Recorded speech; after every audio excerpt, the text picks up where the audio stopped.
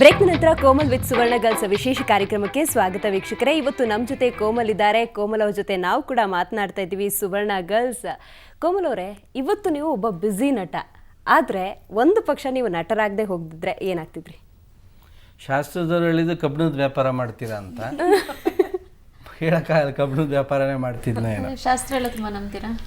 ನಾನು ನಮ್ಮದೇ ಇದ್ದಿದ್ದಕ್ಕೆ ಆ್ಯಕ್ಟರ್ ಆಗಿದ್ದು, ನಂಬಿಟ್ಟಿದ್ದರೆ ಕಬ್ಬಿಣದ ವ್ಯಾಪಾರ. ನಿಮಗೆ ಇಂಟ್ರೆಸ್ಟ್ ಇರೋದು ನಟನೇನೆ ಅಲ್ವಾ? ನಟನ ಆಗಬೇಕು ಅಂತಾನೆ ಇಂಟ್ರೆಸ್ಟ್ ಇದೆ. ಆ್ಯಕ್ಚುಲಾಗಿ ನಾನು ಡೈರೆಕ್ಟರ್ ಆಗಬೇಕು ಅಂತ ಆಸೆ ಇತ್ತು. ಬಟ್ ಒಬ್ಬ ನಟನಾದ್ಮೇಲೆ ಡೈರೆಕ್ಟರ್ ಆದರೆ ಇನ್ನೂ ಚಂದ ಅಂತ ಅನ್ನಿಸ್ತು. ಬಟ್ ಇವಾಗ ಬರೀ ನಟನಾದರೆ ಸಾಕಪ್ಪ, ಡೈರೆಕ್ಟರ್ ಬೇಡ ಅನಿಸ್ತಾ ಇದೆ. ಓಕೆ, ಕೋಮಲ್ ಅವ್ರಿಗೆ ಒಂದು ಹೊಸ ಇಮೇಜ್ ತಂದು ಕೊಟ್ಟಿರುವಂತಹ ಚಿತ್ರ ಅಂದ್ರೆ ಗೋವಿಂದಾಯ ನಮಃ. ಗೋವಿಂದಾಯ ನಮಃ ಹೊಸ ಇಮೇಜ್ ಕೊಡಲಿಲ್ಲ, ಗರಗಸ ಹೊಸ ಇಮೇಜ್. ಹೌದು, ಗರಗಸ ಹೊಸ ಇಮೇಜ್ ಕೊಡ್ತು. ಕಾರಣ ಯಾಕೆ ಅಂತಂದರೆ ಅದರಲ್ಲಿ ಒಂದು ಅಭಿನಯಕ್ಕೆ ಸ್ಕೋಪ್ ಇತ್ತು. ಹಾಕಿದ ಟೈಮಲ್ಲೆಲ್ಲ TRP ಬಂದಿದೆ, ಕಮ್ಮಿ ದುಡ್ಡು ಹಾಕಿದ್ರು ಜಾಸ್ತಿ ಲಾಭ ಬಂದಿದೆ. ಗೋವಿಂದಾಯ ನಮಃ ಮತ್ತೊಂದು ಈಗ ಒಬ್ಬ ಮನುಷ್ಯನಿಗೆ ಒಂದು 20 ಮೆಟ್ಲು 40 ಮೆಟ್ಲು ಆ ಥರ ಇದ್ದಾಗ ಅದರಲ್ಲಿ ಒಂದು ಮೆಟ್ಲಾಗಿದೆ ಅದು. ಬಟ್ ಮೂಲತಃ ಗರಗಸ ಒಬ್ಬ ನಟನಾಗಿ ಒಂದು ಕಮ್ಮಿ ಬಡ್ಜೆಟಲ್ಲಿ ಜನಕ್ಕೆ ಥಿಯೇಟ್ರಿಗೆ ಕರ್ಕೊಂಬರ್ಬೋದು. ತ್ರಿಭುವನಲ್ಲಿ ಆ ಕ್ರೌಡ್ನ ನೋಡಿ ನಿಜವಾಗ್ಲೂ ಭಾಳ ಖುಷಿಪಟ್ಟೆ ನಾನು. ಅನಂತ್ ನಾಗ್ ಅವರು ಅಂದರೆ ನನಗೆ ಭಯ. ಯಾಕೆಂದರೆ ನಮ್ಮಣ್ಣ ಅವ್ರ ಬಗ್ಗೆ ಭಾಳಷ್ಟು ಕತೆ ಹೇಳಿದ್ದಾನೆ. ಅನಂತ್ ನಾಗ್ ಅವರು ಅಂದರೆ ಸಖತ್ ಮೂಡಿ. ಒಂದು ಸಲ ನಮ್ಮಣ್ಣ ಶ್ವೇತ ಗುಲಾಬಿ ಏನೋ ಪಿಕ್ಚರ್ ಮಾಡಬೇಕಾದ್ರೆ ಅವ್ರ ವಾಚನ್ನು ರಿಪೇರಿ ಮಾಡ್ತಾ ಇದ್ರು ಅಂತ, ಹಿಂಗೆ ಎಲೆಕ್ಟ್ರಾನಿಕ್ ವಾಚ್. ಅವಾಗ ಟೈಮ್ ಸೆಟ್ ಮಾಡ್ತಿದ್ದಾರೆ ನಮ್ಮಣ್ಣ. ನಾನು ಆರ್ಟಿಸ್ಟ್ ಅಲ್ವಾ, ಒಬ್ಬ ಆರ್ಟಿಸ್ಟ್ನ ಮಾತಾಡಿಸ್ಬೇಕಂತ, ಸರ್ ಏನು ಮಾಡ್ತಾಯಿದ್ರಿ ಸರ್ ಅಂತಾನಂತೆ. ಅವರು ಟಕ್ಕಂತ ಬೀಪ್ ಸೌಂಡ್ ವರ್ಡ್ ಹೇಳಿದ್ರಂತೆ. ಹಂಗೆ ಅಂದಿದ್ದ ತಕ್ಷಣ ನಮ್ಮಣ್ಣ ಫುಲ್ ಗಾಬರ ಆಗ್ಬಿಟ್ಟು ಹೋಗಿಲ್ಲ. ಇದು ನನ್ನ ಮೈಂಡ್ ಒಳಗೆ ಸೆಟ್ ಆಗೋಗ್ಬಿಟ್ಟಿದೆ. ಅನಂತ್ ನಾಗ್ ಅವರಂದರೆ ಗ್ಯಾರಂಟಿ ಉಗಿತಾರೆ ಅಂತ. ಕುರಿಗಳು ಸರಲ್ಲಿ ನಾನು ಅವ್ರ ದೂರದಿಂದನೇ ಹೀಗೆ ನೋಡ್ತೀನಿ. ಬಟ್ ಅವ್ರು ಆ ಥರ ಕಾಣಿಸಲ್ಲ. ಅವರು ಭಾಗ್ಯದ ಲಕ್ಷ್ಮೀ ಬಾರಮ್ಮ ಅಂತ ಆಡಿರ್ತಾರೆ. ಈ ವ್ಯಕ್ತಿ ಬೈತಾರ, ಎಲ್ಲ ಸಾಫ್ಟ್ ಆಗೋರಲ್ಲ ಅಂತ. ನಮ್ಗೆ ಯಾಕೆ ಬೇಕಪ್ಪ, ದೂರ ಅಂತ ತಡಿಯೋಕ್ಕಾಗಲಿಲ್ಲ. ಒಂದಿನ ನನ್ನ ಅವ್ರ ಜೊತೆ ಕುಣಿಸ್ಬಿಟ್ಟು ಕಳಿಸ್ಬಿಟ್ಟು ನನಗೊಂಥರ ಖುಷಿ. ನಾನು ಹಂಗೆ ಹೋಗ್ತಾಯಿದ್ದೆ. ಸುಮ್ಮನೆ ಇರಬೇಕಾಗಿತ್ತು. ನಾನೇನೋ ಟ್ರೈ ಮಾಡೋಕ್ಕೆ ಹೋದೆ. ಜನ ಎಲ್ಲ ಸಾರ್ ಅಂದರು. ಅವರು ಹಿಂಗೆ ತಿರುಗಂದ್ರು. ನಾನು ಸರ್ ಈ ಕಡೆನೂ ಕರೀತಾರೆ ಸರ್ ಅಂದೆ. ಬೀಪ್ ಸೌಂಡ್ ಹಾಕಿ ಕೂತ್ಕೊಳ್ಳೋಕ್ಕಾಗಲ್ಲ ಅದು ಹಾಗೆ ಸೈಲೆಂಟ್. ನೆಕ್ಸ್ಟ್ ಹಂಗಾಗಿ ಫಸ್ಟೇ ಬಂದಾಗ ಗರಗಸಾಗ ಅವ್ರು ಬಂದ ತಕ್ಷಣ ನಂಗೆ ಕಾಲೆಲ್ಲ ಶೇಕ್ ಆಯಿತು. ಯಾಕಂದರೆ ನಾನೇನೋ ಹೇಳಿ ಅವ್ರು ಬೈದು ನಾನು ಮೂಡ್ ಆಫ್ ಆದರೆ ಗ್ಯಾರಂಟಿ ಆ್ಯಕ್ಟೇ ಮಾಡಲ್ಲ. ಫುಲ್ ಭಯ ಬಿದ್ದೋಗ್ಬಿಟ್ಟೆ. ನೋಡಿದೆ ದಿನೇಶ್ ಬಾಬು ಸರ್ ಇನ್ನಪ್ಪ ಅಂದರು. ಬೈದು ಬಿಡ್ತಾರೆ ಸರ್, ಬೈದರು ಮಾಡೋದ್ರು. ಸರ್ ನೀವೇ ಸರ್ ಅಲ್ಲಿ ಮಾಡಿ ಈ ಪಿಕ್ಚರ್ ನಿನಗೂ ಅವ್ರಿಗೂ ಫೈಟ್ ಇರಲಿ ಅಂದರು. ಸರ್ ನೀವು ಸುನೀಲ್ ಸರ್ ಹೊಡೆದು ಬಿಡ್ತಾರಂತವ್ರು ಅಂದರು. ಇಲ್ಲ ಮಾಡಪ್ಪ ಅಂತ. ನೀವು ನಂಬ್ತೀರೋ ಬಿಡ್ತೀರೋ, ನನಗೂ ಅವ್ರಿಗೆ ಎಷ್ಟು ಚೆನ್ನಾಗಿ ಜೆಲ್ಲಾಯಿತು ಅಂದರೆ, ಅವರು ನೀವು ಗರಗಸಲ್ಲಿ ನೋಡಿ ಸುಮ್ಮನೆ ನಗ್ತಾ ಇರ್ತಾರೆ ಹಿಂಗೆ ತಿರುಗ್ಕೊಂಡು. ಅವ್ರಿಗೆ ಅಷ್ಟು ಅವರು ಒಂದು ಶಾರ್ಟಲ್ಲಿ ಏನಾಗುತ್ತೆ, ಸೊಂಟ ನೋವು ಅಂತ ಬಿದ್ದೋಗ್ಬಿಡ್ತಾರೆ. ನಾನು ಅವ್ರನ್ನ ತೊಡೆ ಮೇಲೆ ಕುಂಡಿಸ್ಕೊಂಬಿಟ್ಟು ಸರ್ ಎದೊಳ್ಳಿ ಸರ್ ಅಂತೀನಿ. ಅವ್ರಿಗೆ ನಗು ತಡೆಯೋಕ್ಕಾಗಿಲ್ಲ. ಅವರು ತೊಡೆ ಮೇಲೆ ಕುಂಡಿಸ್ಕೊಂಡು ನಾನು ಎದೊಳ್ಳಿ ಸರ್ ಅನ್ನೋದು ಅವ್ರಿಗೆ ಏನು ಅನ್ನಿಸ್ಬಿಡ್ತಾ ಏನೋ, ಅವ್ರು ಬಿದ್ದು ನಗ್ತಾವ್ರೆ. ಹಾಫ್ ಆನ್ ಅವರ್ ಶೂಟಿಂಗೇ ಮಾಡ್ತಿಲ್ಲ. ನನಗೆ ಭಯ ಏನಂದರೆ ಏನು ಅರ್ಥ ಮಾಡಿಕೊಂಡ್ರು, ಏನು ತಪ್ಪು ತಿಳ್ಕೊಂಡ್ರು ದೊಡ್ಡ ಆರ್ಟಿಸ್ಟು ಅಂತ. ಆಮೇಲೆ ಆ ಸೀನ್ನಲ್ಲಿ ಆ ಕ್ಲಿಪ್ಪಿಂಗ್ಸ್ ಎಲ್ಲ ಹಂಗೆ ಹಾಕಿದ್ದಾರೆ. ನಿಮಗೆ ಒಬ್ಬ ನಟನಾಗಿ ಯಾವ್ದು ಕಷ್ಟ ಅನ್ಸುತ್ತೆ? ಡ್ಯಾನ್ಸ್ ಮಾಡೋದು ಕಷ್ಟನಾ, ಫೈಟ್ ಮಾಡೋದು ಕಷ್ಟನಾ, ಹಾಸ್ಯ ಮಾಡಿ ಜನರನ್ನ ನಗ್ಸೋದು ಕಷ್ಟನಾ? ಹಾಸ್ಯ ಮಾಡಿ ಜನನ ನಗ್ಸೋದು ಭಾಳ ಕಷ್ಟ. ಯಾಕೆಂದರೆ ಯಾರು ಸುಮ್ಮನೆ ನಗಲ್ಲ. ನಾನೊಂದು ಯಾವುದೋ ಪ್ರೋಗ್ರಾಮಲ್ಲಿ ಮಾಡಿದೆ, ನಗ್ತಾ ಇರಲಿಲ್ಲ. ಅವ್ರು ಹಿಂದೆಯಿಂದ ಡೈರೆಕ್ಟ್ರು ನಗ್ರಿ ಜೋರಾಗಿ ನಗ್ರಿ ರೇ ನಗ್ರಿ ಅವ್ರು ಅಂತ ನಗೋದು. ನಾನಂದೆ ಅಪ್ಪ ಇಂಥ ಪ್ರೋಗ್ರಾಮ್ ನನ್ನ ಕರಿಬೇಡ ತಂದೆ. ನಾನು ಈ ಥರ ಎಲ್ಲ ಕೆಟ್ಟದಾಗ ನಗಿಸಿ ಜನ ನಮ್ಮ ಮಕ್ಕಳಿಗೆ ನೀನು ದಯವಿಟ್ಟು ನನ್ನ ಕರೀಲೇಬೇಡ ಇಂಥದಕ್ಕೆ. ಇಲ್ಲ ಸರ್ ಇದೆಲ್ಲ ಇನ್ಸರ್ಷನ್ ಬೇಕು ಸರ್, ಇಲ್ಲಾಂದರೆ ಆಮೇಲೆ ಸುಮ್ಮನೆ ಪ್ರಾಬ್ಲಮ್ ಆಗುತ್ತೆ.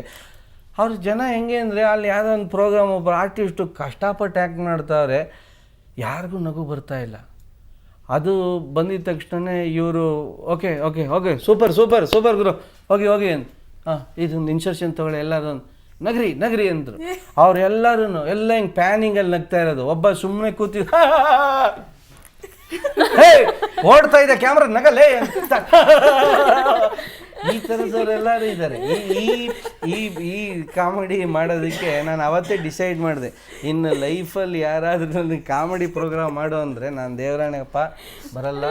ನಮ್ಗೆ ಯಾವುದು ಕೂಡ ಒಂದು ಪಾತ್ರ ನೆನಪಾಗುತ್ತೆ, ಸುತ್ತ ಹಾವಿರುತ್ತೆ, ನೀವು ಮಧ್ಯದಲ್ಲಿ ಕುತ್ಕೊಂಡು ಪುಂಗಿ ಉತ್ತಿರ್ತೀರಾ. ಸೊ ತುಂಬಾ ಕಷ್ಟಪಟ್ಟಿದ್ದೀರಾ ಅನ್ಸುತ್ತಲ್ವ, ಯಾಕಂದ್ರೆ ಹಾವು ಅಂದ್ರೆ ಒಂದು ಮಾರು ದೂರ ಓಡೋಗ್ತಾರೆ ಎಲ್ಲ. ಅದು ಆ್ಯಕ್ಚುಲಾಗಿ ನಾನು ಸೀನ್ ಮಾಡೋಕ್ಕೆ ಕಷ್ಟಪಡಲಿಲ್ಲ. ಅವರು ಬಾಬು ಅಂತ, ಸ್ನೇಕ್ ಬಾಬು ಅಂತ. ರಾಜನ್ ಸಿಂಗ್ ಬಾಬು ಅವರಿಗೆ ತುಂಬ ಕೋಪ, ಟೆಂಪರ್ಮೆಂಟ್ ಅಂದರೆ ಅವ್ರಿಗೆ ಅವರು ಏನು ಅಂದ್ಕೊಂಡಿದ್ದು ಅದು ಬರಲಿಲ್ಲ ಅಂದರೆ ಹೊಡೆದೇ ಬಿಡ್ತಾರೆ. ಅವ್ನು ನೋಡ್ದ 4 ಹಾವು ಹಿಡ್ಕೊಂಬಂದವನು. ಹೇ ಕ್ಯಾ ಬಾ ನಾ 4 ಸಾಂಪ್ ಅಂತ ಅಂದರು. ಅವ್ರು ಹೇಳಿದ್ರು ಸರ್ ಇಷ್ಟೇ ಸಿಕ್ಕಿದ್ದು ಅಂದರು. ಅದಕ್ಕೆ ಅವ್ರು ಏನು ಹೇಳಿದ್ರು, ಸರ್ ಒಂಚೂರು ಟೈಮ್ ಕೊಡಿ ಸರ್ ಹಿಡ್ಕೊಂಬಂದ್ಬಿಡ್ತೀನಿ ಅಂತ. ಅದು ನನಗೆ ಬರೀ ಕೇಳಿಸಿದ ಅಷ್ಟೇ, ಟೈಮ್ ಕೊಡಿ ಸರ್ ಹಿಡ್ಕೊಂಬಂದ್ಬಿಡ್ತೀನಿ ಅಂತ. ಅವನು ಈ ಬೈಕೆ ಹೊಡಿತಾರೆ ಅಂದ್ಬಿಟ್ಟು ಅಲ್ಗಿಲ್ ಕೇಳಿದೆ, ಅಥವಾ ಇನ್ನೊಂದು ಯಾವುದೋ ಈಗ ಯಾವ್ಯಾವ ಥರ ಹಾವಿರುತ್ತೆ ಯಾವ ನನ್ನ ಮಗನಿಗೆ ಗೊತ್ತು. ಅದಕ್ಕೆ ಕೊಳಕ್ ಮಂಡ್ಲ ಅಂತ ಉಫ್ ಅಂತ ಅಂದರೆ ಕಾಲು ಕೊಳ್ತೋಗುತ್ತೆ ಅಂತ ನಾನು ಕೇಳಿದ ಅಭ್ಯಾಸ. ಅಂಥವೇನೋ ತಂದು ಬಿಟ್ಕಿಟ್ಬಿಟ್ನ ಅಂತ ಪಂಚೆ ಎಲ್ಲ ಪ್ಯಾಕ್ ಮಾಡಿಕೊಂಡು ಕೂತಿದ್ದೆ.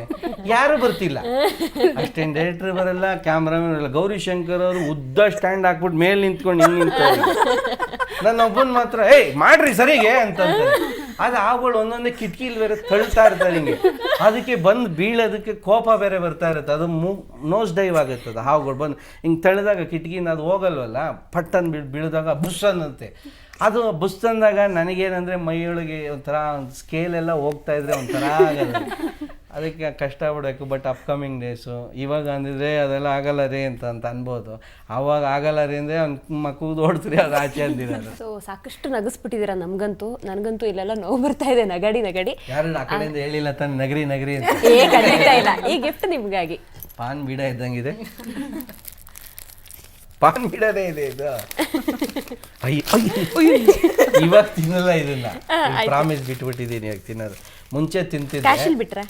ಕ್ಯಾಶಿಲ್ ಇಲ್ಲ. ಇದನ್ನ ಏನಕ್ಕೆ ಬಿಟ್ಟೆ ಅಂದರೆ ಇದೆಲ್ಲ ರೆಡ್ ಆಗತ್ತಲ್ಲ ಟೀತು. ಸುಮಾರು ಜನ ಯಾರೋ ಒಬ್ರು ಬೈದರು, ರೇ ನೀವು ನಗ್ತಾಗ ಅಲ್ಲೆಲ್ಲ ರೆಡ್ಡಾಗಿ ಕಾಣತ್ತೀರಿ, ಅಲ್ಲೂ ಉಜ್ಜಿಲ್ದೇ ಇರೋ ಥರ ಕಾಣಿಸ್ತೀರಾ ಅಂದ್ರೆ. ಅವತ್ತೇ ಡಿಸೈಡ್ ಮಾಡಿ, ಯಾಕೆಂದರೆ ನಮಗೆ ನಾವು ಹೆಂಗಿರಬೇಕು ಅಂತಿರೋಕ್ಕಲ್ಲ. ಇವಾಗ ಜನಕ್ಕೆ ಏನೇನು ಥರ ಇರಬೇಕು ಆ ಥರ ಇರಬೇಕು. ಅದು ಒಂಥರ ಸ್ಯಾಕ್ರಿಫೈಸ್ ಥರ ಇದ್ದಂಗೆ. ಸೊ ಅವತ್ತು ಬಿಟ್ಟಿದ್ದು ಬೀಡ ಹಾಕಲ್ಲ. ಬೀಡಕ್ಕೋಸ್ಕರನೇ ಎಲ್ಲಾದ್ರೂ ಹೋಗ್ತಿದ್ರಾ? ಬೀಡ ತಿನ್ನಕ್ಕೋಸ್ಕರನೇ ಎಲ್ಲಿಗಾದ್ರೂ ಹೋಗ್ತಿದ್ರಾ ನೀವು? MES ಕಾಲೇಜ್ ಹತ್ರ ಹೋಗ್ಬಿಡ್ತಾ ಇದೆ. ಅಲ್ಲಿ MES ಕಾಲೇಜ್ ಹತ್ರ ಪಂಡಿತ್ ಅಂತ ಒಬ್ಬ ಇದ್ದ. ಅವನು ಉತ್ತರ ಪ್ರದೇಶ್ ಮನೆ ಬಿಟ್ಬಿಟ್ಟು ಬಂದಿದ್ದ. ಅವನು ಇವತ್ತು ಅವನು ಒಂದು 10 ಮನೆ ಕಟ್ಕೊಂಡವನು. ಬೀಡ ಅಂಗಡಿ ಹಾಕೋನು ಪಂಡಿತ್ ನೀಲ್ಕಮಲ್ ಅಂತಂದರೆ 10 ಮನೆ ಕಟ್ಟಿದ್ದಾನೆ. ಆ ಪುಣ್ಯಾತ್ಮ ಅವನು ಎಷ್ಟೋ ಜನಕ್ಕೆ ಒಂದು ಮಾರ್ಗದರ್ಶಿ ಇದ್ದಂಗೆ. ಇವಾಗ ಅವರು ಅಂದರೆ ಮನುಷ್ಯ ಏನು ಬೇಕಾದ್ರೂ ಆಗ್ಬೋದು ಅನ್ನೋದಕ್ಕೆ ನಾನು ಕಣ್ಮುಂದೆ ನೋಡಿರೋದು. ಇವನ ಹತ್ರ ಬೀಡ ಹೋಗ್ಬಿಟ್ಟು ತಿಂಗ್ಳಿಗೆ ಒಂದು ಸಲ ಕೊಡ್ತಾಯಿದ್ದೆ. ಇದ್ರ ಜೊತೆಗೆ ಮಾವ ಅಂತ ಬರೋದು, ಅದನ್ನು ಆಗ್ತಾಯಿದೆ. ಅದು ಏನಕ್ಕೆ ಅಂದಾಗ ನೀವು ಡಿಪ್ರೆಷನ್ ಹೋದಾಗ ಇವೆಲ್ಲ ಒಂದು ಸಹಕಾರಿ ಆಗುತ್ತೆ ಅಂತ. ಬಟ್ ಅದು ಆ್ಯಕ್ಚುಲಾಗಿ ಇನ್ನೂ ಡಿಪ್ರೆಸ್ ಮಾಡುತ್ತೆ. ಸೊ ಅವಾಗ ಇದೆಲ್ಲ ಹೆಲ್ತ್ ರೀಸನ್ಗೆಲ್ಲ ಬಿಟ್ಬಿಟ್ಟಿದ್ದೀರಿ, ಸ್ಮೋಕು ಬೀಡ ಎಲ್ಲ ಇಲ್ಲ. ಯಾವಾಗಾರು ಒಂದು ಸ್ವಲ್ಪ ಆಗ್ತೀನಿ. ಹೇಳಿದ್ರಿ ಸ್ವಲ್ಪ ಡಿಪ್ರೆಷನ್ ಆದಾಗ ಈ ಥರ ಎಲ್ಲ ಮಾಡ್ತಿದ್ರಿ ಅಂತ. ಇವಾಗ ಬಿಟ್ಬಿಟ್ಟಿದ್ದೀನಿ ಅಂತ ಹೇಳ್ತಿದ್ರ. ಈಗಲೂ ಯಾವಾಗಾದ್ರೂ ಟೆನ್ಷನ್ ಆದಾಗ ಅಥವಾ ಯಾವುದ್ರಿಂದ ಬೇಜಾರಾದಾಗ ಏನು ಮಾಡ್ತೀರಾ? ಇವಾಗ ಆಗ್ತೀನಿ ಅಂದ್ರಲ್ಲ, ಅದು ರಾತ್ರಿ ಹೊತ್ತು. ಬೆಳಗ್ಗೆ ಹೊತ್ತು ಅಂತಂದರೆ ನನಗೆ ಮೆಡಿಟೇಷನ್ ಹೇಳ್ಕೊಟ್ಟಿದ್ದಾರೆ, ಪ್ರಾಣಾಯಾಮ, ಡೀಪ್ ಬ್ರೆತ್. ಆ ಡೀಪ್ ಬ್ರೀದಿಂಗ್ ಯಾರು ಮಾಡಿದ್ರು ಒಂದು 5 to 10 ಮಿನಿಟ್ಸ್ ಒಳಗೆ ರಿಲ್ಯಾಕ್ಸೇಷನ್ ಮಾಡ್ತಾನೆ. ಕೋಮಲ್ ತುಂಬ ಫುಡ್ಡಿ ಅಂತ ಗೊತ್ತಾಯಿತು, ತುಂಬ ಇಷ್ಟಪಡ್ತೀನೋ ಅಂತ ಐಟಮ್. ಊಟ ಅಂತಂದಾಗ ಯಾವತ್ತೂ ಅನುಭವಿಸಿ ತಿಂದ್ರೇ ಅದು ಮಜಾ ಇರೋದು. ಈಗ ನನಗೆ ಯಾರೋ ಒಬ್ಬರು ಬ್ಯಾರೆಟಿಕ್ ಸರ್ಜರಿ ಬಗ್ಗೆ ಹೇಳಿದ್ರು. ನೀವು ಮಾಡಿಸ್ಬಿಡಿ ಸರ್, 25-30 kg ಸಣ್ಣ ಆಗ್ತೀರಾ, ಸಾಕಾಗಿ ಸ್ಮಾರ್ಟ್ ಇರ್ತೀರ. ಊಟ ಅಂದೆ, ಊಟ ಇಲ್ಲ ಅಂದೆ. ಏಕೆ ಅಂದೆ, ಸರ್ ಊಟ ತಿನ್ನೋಕ್ಕೆ ಮನ್ಸು ಬರಲ್ಲ ಅಂತ. ಅದಕ್ಕೆ ಯಾಕ್ರಿ ಬದುಕಬೇಕು, ಊಟ ತಿನ್ನೋಕ್ಕೆ ಬೇಡ ಹೋಗ್ರಿ, ನನಗೇನು ನೋಡಲ್ಲ ಅಂದರೆ ಬೇಡ ಹೋಗಿ. ನಾನು ಹಂಗೆ ಅಂದ್ಬಿಟ್ಟು ಆಪ್ರೇಷನ್ ಮಾಡಿಸಿ ಆ ಥರ ಊಟ ಇಲ್ಲದೇನು ಸುಮ್ಮನೆ ಊಟ ನೋಡ್ಕೊಂಡಂಗೆ ಆಸೆ ಪಟ್ಕೊಂಡು ಹಂಗಿಲ್ಲ. Let to enjoy. ಕೋಮಲ್ ಅವರು ಇಷ್ಟೊತ್ತು ಕಾರ್ಯಕ್ರಮದಲ್ಲಿ ಪಾಲ್ಗೊಂಡಿದ್ದೀರಿ, ಮಾತಾಡಿದರೆ ಹೇಗೆ ಅನಿಸ್ತು ನಿಮಗೆ? ನಾನು ಮುಕ್ತವಾಗಿ ಮಾತಾಡಿದೆ. ನಾನು ಇದರೊಳಗೆ ಯಾವುದೂ ಫಿಲ್ಟ್ರ್ ಇಟ್ಕೊಂಡು ಮಾತಾಡಿಲ್ಲ. ನನಗೆ ಏನಕ್ಕೆ ಅಂತಂದರೆ ಖುಷಿಯಾದಾಗ ಮಾತಾಡ್ಬೋದು. ಗೊತ್ತಿಲ್ಲದಿರೋದನ್ನ ಗೊತ್ತಿಲ್ಲ ಅಂತೀನಿ, ಗೊತ್ತಿರೋದನ್ನ ಗೊತ್ತಿದೆ ಅಂತೀನಿ. ಸೊ ನಾನಂತೂ ಎಂಜಾಯ್ ಮಾಡಿದ್ದೀನಿ. ಈ ಥರ ಪ್ರೋಗ್ರಾಮ್ಸ್ ಯೂಶ್ವಲಾಗಿ ಬಂದಾಗ ಒಂದೊಂದು ಕಡೆ ಎಲ್ಲೋ ಒಂದು ಕಡೆ ನನಗೆ ಮುಜುಗರ ಇತ್ತು. ಯಾಕಂದರೆ 3 ಜನ ಹುಡುಗಿರು ಆ ಕಡೆ ಕೂತಿರ್ತಾರೆ, 3 ಜನ ಈ ಕಡೆ ಕೂತಿರ್ತಾರೆ, ನೀವು ಸ್ಯಾಂಡ್ವಿಚ್ ಹಾಕ್ತೀರಾ, ಏನೇನೋ ಹೇಳಿದ್ರು. ಸೊ ನನಗೆ ಆ ಥರದ್ದು ಏನು ಅನ್ನಿಸಲಿಲ್ಲ, ಹೋಮ್ಲಿ ಅನ್ನಿಸ್ತು. ಒಂಥರ ಹಗುರ ಆಯಿತು ಮನಸ್ಸು. ಬರಬೇಕಾದ್ರೆ ಭಾಳಷ್ಟು ರಿಲೀಸ್ ಟೆನ್ಷನಲ್ಲಿದೆ, ಈಗ ಹೋಗ್ಬೇಕಾದ್ರೆ ಖುಷಿಯಾಗಿ ಹೋಗ್ತೀನಿ. Thank you so much. ನಿಜಕ್ಕೂ ನಮ್ಮ ಶ್ರಮ ಸಾರ್ಥಕ, ಟೆನ್ಷನ್ ಫ್ರೀಯಾಗಿ ಹೋಗ್ತಾ ಶ್ರಮ ಇದ್ದೀರಾ. ತೊಗೊಂಡ್ರೆ ಹಂಗಾರೆ ಇಷ್ಟೊತ್ತು ನಾನು ಶ್ರಮ ತೊಗೊಂಡಿಲ್ಲ, ನಾನು ನಿಜವಾಗ್ಲೂ ನಿಮ್ಮ ಜೊತೆ ಕಾಲ ಕಳೆದಿದ್ದೀನಿ. ಹೌದಾ, ತುಂಬ ಇಷ್ಟ ಆಯ್ತಾ ಹಾಗಾದ್ರೆ? 100%. ಓಕೆ ಕೋಮಲ್ ಅವರೇ, ಎಷ್ಟೊತ್ತು ಕಾರ್ಯಕ್ರಮದಲ್ಲಿ ಪಾಲ್ಗೊಂಡು ಸಾಕಷ್ಟು ಮಾತಾಡಿದ್ರಿ. Thank you very much. Thank you very much. Thank you. So ನೋಡಿದ್ರಲ್ಲ ವೀಕ್ಷಕರೇ, ತೆರೆ ಮೇಲೆ ಪ್ರೇಕ್ಷಕರನ್ನ ನಗಿಸುತ್ತಾ ಮನರಂಜಿಸೋ ಕೋಮಲ್ ಅವರ ಜೀವನದ ಪ್ರತಿಯೊಂದು ಘಟನೆಯ ಹಿಂದೆ ಸೆಂಟಿಮೆಂಟ್ಸ್ ಇದೆ. ಕೋಮಲ್ ಅವರು ತಮ್ಮ ಸಿನಿ ಪಯಣದ ಬಗ್ಗೆ, ವೈಯಕ್ತಿಕ ಜೀವನದ ಬಗ್ಗೆ ಪ್ರತಿಯೊಂದು ಪುಟವನ್ನ ನಮ್ಮ ಮುಂದೆ ಬಿಚ್ಚಿಟ್ಟಿದ್ದಾರೆ. ಕೋಮಲ್ ಅವರ ಜೀವನದ ಬಗ್ಗೆ ನೀವು ಕೂಡ ಸಾಕಷ್ಟು ತಿಳ್ಕೊಂಡಿದ್ದೀರಿ. ಇನ್ನು ಕೋಮಲ್ ಅವರಿಂದ ಮತ್ತಷ್ಟು ಅದೇ ರೀತಿಯ ಹಾಸ್ಯಮಯ ಚಿತ್ರಗಳು, ನಿಮ್ಮನ್ನ ರಂಜಿಸುವಂತಹ ಚಿತ್ರಗಳು ಹೊರಬರಲಿ ಅಂತ ಆಶಿಸ್ತಾ ಇವತ್ತಿನ ವಿಶೇಷ ಕಾರ್ಯಕ್ರಮ ಮುಗಿಸ್ತಾ ಇದ್ದೀವಿ. ನಮಸ್ಕಾರ. ಅಂತಾರೆ ಇವನನ್ನ ಗೋವಿಂದ, ಇವನ್ ನಂಬಿದ್ರೆ ಮಾತ್ರ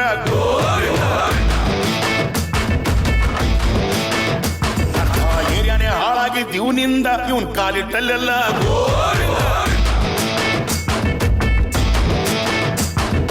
ಅಂತಾರೆ ಇವನನ್ನ ಗೋವಿಂದ, ಇವನ್ ನಂಬಿದ್ರೆ ಮಾತ್ರ